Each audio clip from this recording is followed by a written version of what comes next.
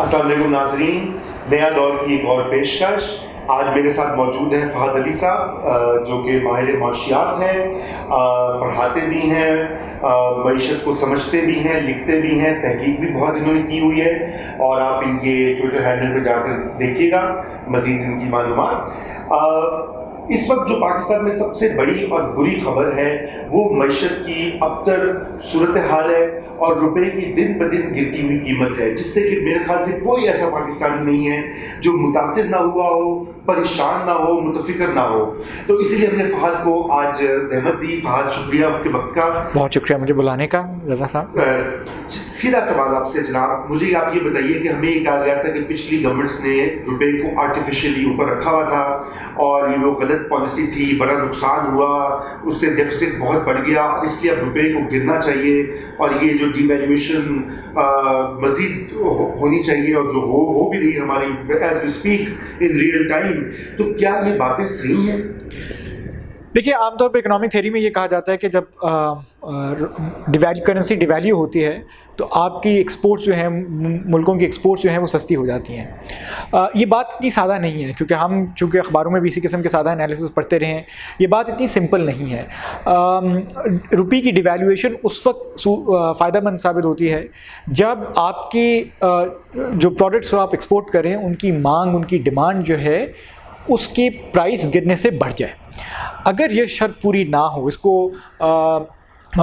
हम इकोनॉमिक की ज़ुबान में हम इसको इकोनॉमिक थ्योरी की लैंग्वेज में इसको मार्शल लर्नर कंडीशन कहते हैं कि जब इनको समझाइए कि क्या होती है। लेकिन आपको तो ज़्यादा पता है। देखिए, एक मार्शल लर्नर कंडीशन ये कहती है कि price इलास्टिसिटीज of imports and export should be greater than 1। यानी कि जब उनकी कीमतों में फ़र्क आए तो आपकी इंपोर्ट, जाहिर बात है डिवैल्यूशन होगी तो आपकी इंपोर्ट्स महंगी हो जाएंगी।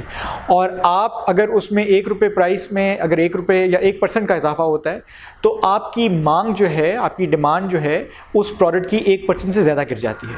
ठीक है, या अगर आपकी प्रोडक्ट 1% से प्राइस उसकी गिर जाती है तो बाहर वाले उस प्रोडक्ट की डिमांड जो है वो 1% से ज़्यादा बढ़ा देते हैं। इसको हम कहते हैं प्राइस इलास्टिसिटी। यानी कि जब कीमत में चेंज आता है किसी प्रोडक्ट की तो दुनिया में जो लोग उसको कंज्यूम कर रहे हैं, ख़ासतौर पे एक्सपोर्ट कमोडिटीज़ की आपकी जब प्राइस में चेंज आता है, दुनिया भर में जो लोग उसको कंज्यूम कर रहे हैं वो उसको रिस्पॉन्ड कैसे कर सकते हैं। हमारे यहाँ मार्शल लर्नर कंडीशन जो है वो फुलफ़िल नहीं होती है। हमारी जो प्राइस इलास्टिसिटीज़ हैं इंपोर्ट्स की भी और एक्सपोर्ट्स की भी, वो 1 से बड़ी नहीं है। ये कोई दुनिया में अनोखा मुल्क नहीं है जिसको इस किस्म की मुश्किल का सामना है। हमारे ऐसे और बहुत सारे मुल्क हैं तीसरी दुनिया में जो कि इन चीज़ों के ऊपर स्ट्रगल करते हैं। लेकिन मुझे ये बताइए कि क्या डिवैल्यूएशन से हमें फ़ायदा होगा? ये जो रुपए की कीमत गिर रही है हर रोज़। जी नहीं, इससे मेरा नहीं ख्याल कि हमें फ़ायदा होगा। एक तो उसकी वजह मैंने आपको एक ये बताई कि मार्शल लर्नर कंडीशन नहीं फुलफिल हो रही। दूसरी जो कंडीशन हमें चाहिए होती है वो ये कि इकॉनमी के अंदर आपके पास एक्सेस कैपेसिटी होनी चाहिए। यानी कि ज़रूरत से ज़्यादा जो आप इस्तेदाद होनी चाहिए इकॉनमी के अंदर कि वो अपनी ज़रूरत से ज़्यादा अशिया को मैन्युफैक्चर कर सके।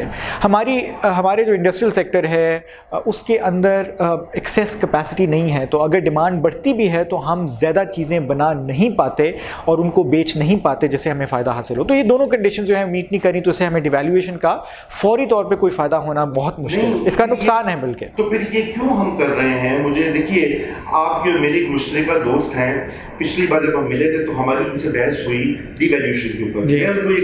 मैं ये कह रहा था कि डिवैल्यूएशन इतनी जल्दी और इतनी ज़्यादा वो मोहलिक साबित होगी पाकिस्तान के लिए। जी बिल्कुल, एक तो सबसे बड़ा इसका इम्पैक्ट होगा वो इन्फ्लेशनरी होगा और महंगाई और जी क्योंकि हम और दूसरी बात है कि आपके जो बहुत सारे मैन्युफैक्चर्ड गुड जो आप एक्सपोर्ट भी करते हैं उनकी कीमतें भी बढ़ जाएंगी क्योंकि उसके अंदर बहुत सारा रॉ मटेरियल इम्पोर्टेड होता है। तो जाहिर बात है कि डिवैल्यूएशन का जो इफेक्ट है वो एक तरफा नहीं दो तरफा है ना, कि एक्सपोर्ट्स तो सस्ती होती हैं लेकिन इम्पोर्ट्स भी महंगी हो जाती हैं। बिल्कुल।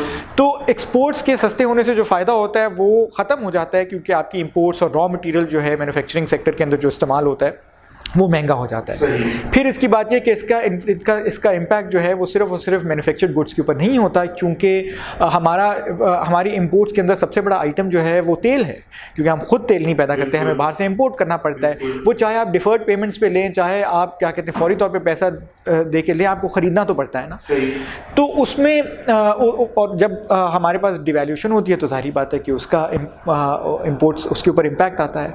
और तेल जो है वो आप एक लिटरली मईशत का पहिया जो चलता है वो ऑयल की इंपोर्ट से ही चलता है, वो कारखानों में इस्तेमाल होता है। सबसे बड़ी बात ये वो गुड्स को ट्रांसपोर्ट करने में इस्तेमाल होता है। सब्जियां, फल, हाँ बिल्कुल, कंस्ट्रक्शन मटेरियल, बिल्कुल हर चीज जो है, हर चीज़ में ये इस्तेमाल तो हो रहा है। मैं यही बात मैं आपसे कहना चाहता हूँ कि मुझे ये बताइए कि कल परसों एक प्रोपेगेंडा चल रहा था कि जी डॉलर की कीमत से आम आदमी का कोई फर्क नहीं है, 90% लोग जो हैं ये सिर्फ 10 लोगों का मसला है जिनका ताल्लुक पाकिस्तान से नहीं है। हाँ ये मुझे कल भी किसी ने ये सवाल पूछा मुझसे। जी नहीं, ये बिल्कुल झूठ है, ये बिल्कुल गलत बात है। और ये मेरे ख्याल में तो बहुत ये डिसऑनेस्टी है आप इस मुल्क के साथ, इस मुल्क की अवाम के साथ। एज एन इकोनॉमिस्ट तो मेरे ख्याल में कोई इंटेलेक्चुअल डिसऑनेस्टी है, लेकिन ये किसी इकोनॉमिस्ट ने मेरे ख्याल में बात नहीं की, किसी वज़ीर साहब ने बात की है। तो और ये लेकिन सियासी तौर पे ये एक डिसऑनेस्ट ओपिनियन है और ये नहीं करना चाहिए, क्योंकि इंपोर्ट्स डॉलर जब महंगा हो जाएगा तो इंपोर्ट आपका बिल बढ़ जाएगा। आप जो चीज़ें इंपोर्ट करते हैं उसके ऊपर आपको ज़्यादा रुपए खर्चने पड़ेंगे उतने ही डॉलर ख़रीदने के, तो उसका एक इम्पैक्ट जो होता है वो पूरी इकॉनमी पे होता है। और वो यही वजह है कि जी अच्छा उसका सिंपल सबसे इम्पैक्ट है कि जी अच्छा जो ट्रांसपोर्ट महंगी हो जाती है, वो चाहे आप इंसानों ने अपनी ट्रांसपोर्ट पे पैसा खर्च करना हो या पब्लिक ट्रांसपोर्ट के थ्रू खर्च ना हो, या आपने गुड्स और कमोडिटीज़ को ही ट्रांसपोर्ट करना। पूरी की पूरी इकॉनमी देखें, मईशत जो है पाकिस्तान की वो इंटीग्रेटेड है ना। ज़रूरियत नहीं है कि जी अच्छा हर सूबा जो है वो खुद कफील है, वो जितना उसने अनाज उगाना है वो अनाज उगा लेता है, जितनी उसने वो कपास उगानी है कपास उगा लेता है, जितने उसको मैन्युफैक्चर्ड गुड्स चाहिए वही सब कुछ चीज़ें जो हैं वो खैबर पख्तूनख्वा में पैदा होती हैं और वो खपत उनकी कराची में होती है। कुछ जो है वो साउथ पंजाब में बनाई जा रही हैं, उनकी खपत जो है वो पूरे पाकिस्तान में हो रही है। तो इकॉनमी जो है, मईशत जो है वो आपस में सारे रीजन जो है वो इंटीग्रेटेड हैं। तो जो इसमें इन्फ्लेशनरी इम्पैक्ट्स हैं वो आप पूरी इकॉनमी में और पूरी आबादी को ही फील करने पड़ते हैं, इसमें कोई ये नहीं कह सकते। बल्कि ये बात उल्टी है, 10% तबके को इन्फ्लेशन का फर्क नहीं पड़ता क्योंकि उनका ताल्लुक अमीरों से है। ये बात उल्टी है। बल्कि 10 से भी कम होगा जी, लेकिन आपकी बात बिल्कुल मैं समझ गया, खूब नाज़रीन भी समझेंगे। अच्छा मुझे ये बताइए कि अब ये जो IMF का प्रोग्राम ले लिया है, इससे क्या स्टेबिलिटी आ जाएगी? कितनी देर लगेगी ये दोबारा हमारा ग्रोथ रेट वापस ऊपर की तरफ जाएगा? और ये जो माशी बेचैनी और बेयकीनी है, मार्केट्स जो इस वक्त अनसर्टन है, ये कब ठीक होगा?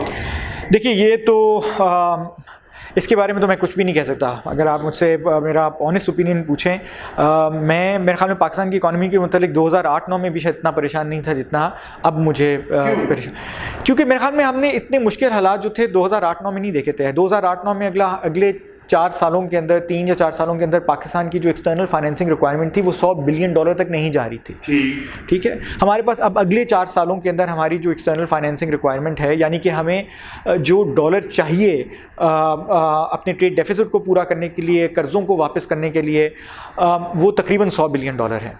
और $100 बिलियन अगले 4 सालों में, यानी कि 165 को 100 से ज़रब दे दीजिए तो ये इतने पैसे हमें, जब इतने डॉलर चाहिए होंगे कर्जों को लौटाने के लिए, अपनी इंपोर्ट्स खरीदने के लिए और दीगर चीज़ों के लिए। अच्छा ये मैं आपको साथ साथ ये बात कह दूं कि ये तखमीना है, ये एक अंदाज़ा है, अंदाजे के मुताबिक जी मैं ये कह रहा हूँ कि वो भी नहीं है हमारे पास वो, लेकिन लगभग 100 बिलियन है ये जी, लगभग हाँ लगभग है। और इमीडिएटली अगले 2 सालों के अंदर कोई $50 बिलियन का तखमीना। अब ये सारा पैसा पाकिस्तान के पास नहीं है जी। $50 बिलियन जो है वो कोई छोटी रकम नहीं है, वो अरब दे रहा है हमें, तो कहाँ से आएगा फिर? यही तो मसला कि कहाँ से आएगा। तो मेरे ख्याल में तो IMF दे रहा है और उसके लिए हम इतनी कड़ी शर्तें मान रहे हैं जी, या तो हमें 100 अरब दे देना भाई, फिर हम कर लेंगे जो करना है जी, लेकिन ऐसा नहीं है नाज़रीन जी। मेरा तो ज़ाती ख्याल है कि शायद इनको IMF या किसी और के पास दोबारा जाना पड़ेगा, क्योंकि अगले साल या उससे अगले साल, क्योंकि इनके पास मेरा नहीं ख्याल कि कोई अभी प्लानिंग, खास तौर पे जो बजट ही एक माशी पॉलिसी का एक डॉक्यूमेंट होता है ना जो आपको देता है कि, तो वो 2 मिनी बजट्स आ गए, उसमें भी नहीं हमें पता चला। तो हमने कहा कि अच्छा चलो मेन बजट का इंतजार कर लेते हैं। मेन बजट आया तो उसमें भी हमें कुछ सेंस ऑफ डायरेक्शन नहीं मिल रही कि किस जी। तरीके से ये करेंगे। तो फहद देखिए, हमारा तो काम ये ना कि हम तो चाहते हैं कि मुस्बत बात की जाए, तामीरी बात की जाए। ये तो सियासतदानों का काम होता है कि वो कहें जी इमरान खान ने इकॉनमी को डुबो दिया वगैरह वगैरह, जैसे टीवी पे जी। बातें होती हैं। आप ये बताएं कि as an expert, as a researcher, 3 चीज़ें बताइए जो कि इस हुकूमत को करनी चाहिए और जिससे कि हमारी ग्रोथ रेट, एक्सटर्नल पेमेंट्स, हमारी डेट का इशू किस तरह से हल होगा। 2 या 3 चीज़ें क्या हैं जो कि अभी फेडरल गवर्नमेंट को फौरी तौर पर उनको करना चाहिए। अगर आप मिनिस्टर फाइनेंस होते तो क्या क्या करते हैं? नहीं, मैं अल्लाह ना करे कि मैं कभी मैं मिनिस्टर ऑफ फाइनेंस बनूं, लेकिन कुछ हमें मेरे ख्याल में वापस जाने की ज़रूरत है, 50 या 60 की दिहाई की तरफ देखने की ज़रूरत है। और अपनी 50 और 60 दिहाई की तरफ मैं आपको ये नहीं कह रहा कि अयूब खान की पॉलिसी के ऊपर चले जाएं, लेकिन कुछ उस टाइम पीरियड के पीछे जाने की ज़रूरत है। देखना है कि जी अच्छा, जो जिन मुल्कों ने तरक्की की उन लोगों ने क्या चीज़ें की, और उसमें 2 चीज़ें अहम हैं। एक ये कि जी अच्छा, एग्रीकल्चर के अंदर पॉवर्टी को कम करने के लिए एक रीडिस्ट्रीब्यूशन लैंड की गई, कि लैंड रिफॉर्म जो बहुत अच्छे से रिफॉर्म दोबारा होने चाहिए, जी। जमीन की तकसीम होनी चाहिए। जी। लेकिन देखिए, ये आपकी बात बिल्कुल सही है, मैं भी मुत्तफिक हूँ, सिंपैथेटिक हूँ लेफ्ट की इस प्रोपोजिशन से, मगर ये 100 अरब नहीं जाएगा इससे भाई। जी। 100 अरब देखिए, वो 100 अरब तो नहीं, ये बात तो है। देखिए 100 अरब तो किसी से मांगना ही पड़ेगा शायद, जो अगले 2 सालों में 50 अरब जो है वो किसी से मांगना ही पड़ेगा। उसकी वजह ये है कि कुछ लोग, इन लोगों का स्टेबलाइजेशन पॉलिसी, जिसने आपने शुरू में भी जिक्र किया, जो IMF के कहने के ऊपर ऑस्टेरिटी पॉलिसी हम इम्प्लीमेंट करें, उसका नुकसान ये है कि वो इकोनॉमी को मज़ीद वो श्रिंक करता है। वो ये इकोनॉमी अगले 3 सालों के अंदर मज़ीद श्रिंक करेगी, सुखड़ेगी। ठीक है। अब अच्छा, मसला सारा ये है कि हमारे पास, हम ये इसलिए कर रहे हैं कि जी अच्छा ग्रोथ ठीक हो जाए, हाँ, लेकिन जो हम कर रहे हैं इकोनॉमी को, उस ग्रोथ को लाने के लिए, वो उससे बिल्कुल उलट है। हम उसको सुकेड़े जा रहे हैं। अब उसमें ये होता है कि जी देखें, जब आप इकोनॉमी ग्रो नहीं कर रही होती तो उसकी एक्सपोर्ट्स पे नहीं बढ़ रहे होते।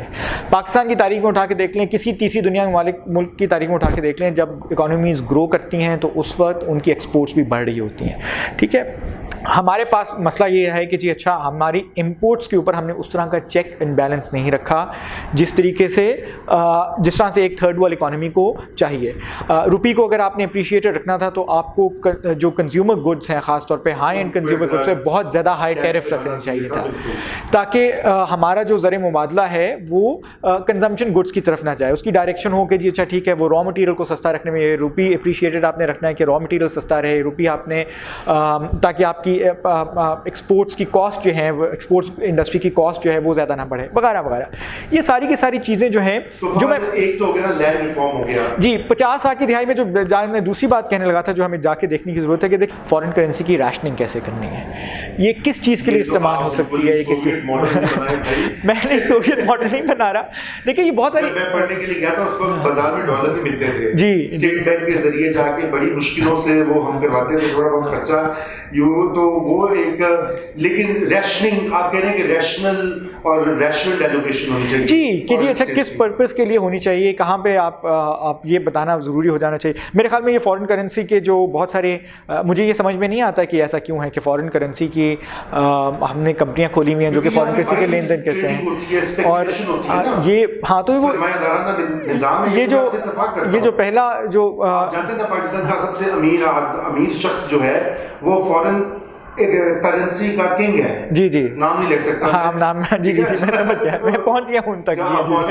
जी नहीं, ये देखिए एक ज़माने में बैंक से ही मिला करती थी, मेरे ख्याल में वो सिस्टम वापस लेके जाना चाहिए, क्योंकि ये जो बहुत ही स्पेकुलेटिव प्राइवेट मनी चेंजेस हैं, प्राइवेट फर्म्स खुली हुई हैं, उसी के अंदर मनी लॉन्ड्रिंग के भी इशूज़ हैं। ये हमें FATF के मुतालिक भी हमें बहुत सीरियसली सोचना है कि हमने फॉरेन करेंसी की एक्सेस किस तरह से देनी है, किस तरह जो मनी लॉन्डर होती है। तो देखिए वो पाकिस्तानी रुपए में तो लॉन्डर नहीं होती ना, लोग यहाँ से सूटकेस में भर के या किसी और चीज़ में भर के वो पाकिस्तानी रुपए नहीं लेकर जा रहे हैं, ठीक है, वो फॉरेन करेंसी के अंदर इसको लेके जाते हैं। और FATF का जो हम पे एक बहुत बड़ा प्रेशर है, वो बहुत ख़तरनाक प्रेशर है और वो बहुत ख़तरनाक सिचुएशन भी है, उसको लाइटली किसी सूरत नहीं लेना चाहिए।